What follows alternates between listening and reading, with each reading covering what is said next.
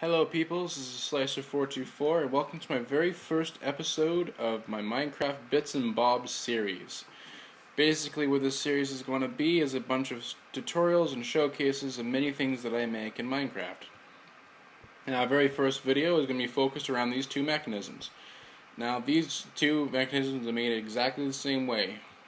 The only difference is that this is a pulse mechanism and this is a battery. Now, for a pulse mechanism, you have to make sure that each repeater is on the second setting. Otherwise, it will not generate a pulse. It will turn into that. Also, you have to make sure for both designs, you have to make sure that the repeaters are facing the opposite direction from each other. Now, I'm going to go ahead and show you a couple of uses that I use. Well, a couple of things I use these for. Now, if you come over here, we've got a little gate here. I call this a clock gate. It's basically a mechanism that turns the clock on and turns the clock off. So what you do is you push this button, it releases a redstone current into this piston and through here simultaneously. What that does is it shortens the pulse of the button so that it kick starts the clock. And let's do it. As you can see, the clock was connected to a dispenser which shoots fireballs. Pretty handy.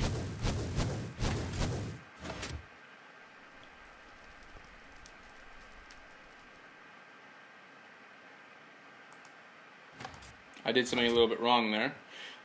When you turn it off, you're supposed to turn it on like this. And then turn it off with that.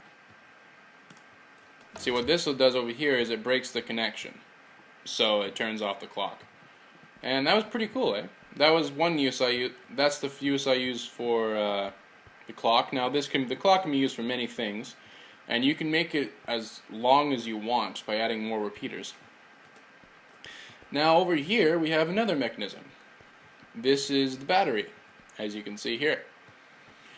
So how I use the battery is, if you notice, I will push this button, the door will open, it'll stay open until it goes off. This is an automatic door. So basically what happens is this button sends a signal through all of these repeaters, which are, by the way, are all on the maximum setting, until finally it gets to this piston, which cuts off the energy of the battery. So this is a timer, basically. So you can maintain a steady current of energy until the timer goes off and automatically disconnects it.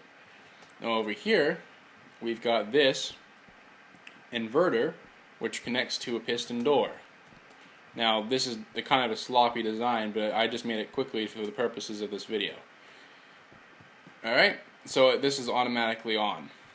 So when you push this button, the current is sent into the battery, but simultaneously sent around the timer, and when the timer completes, it turns it off.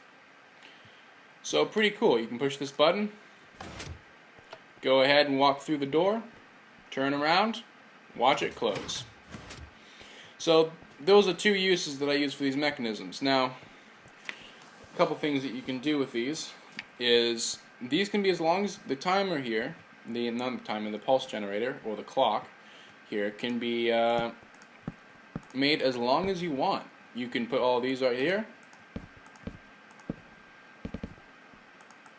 put them all on the maximum setting,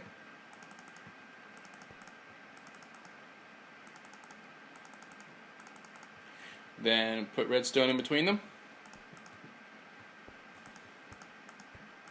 Now if you wanted this to go on forever, you could just put a torch down beside it and then get rid of it.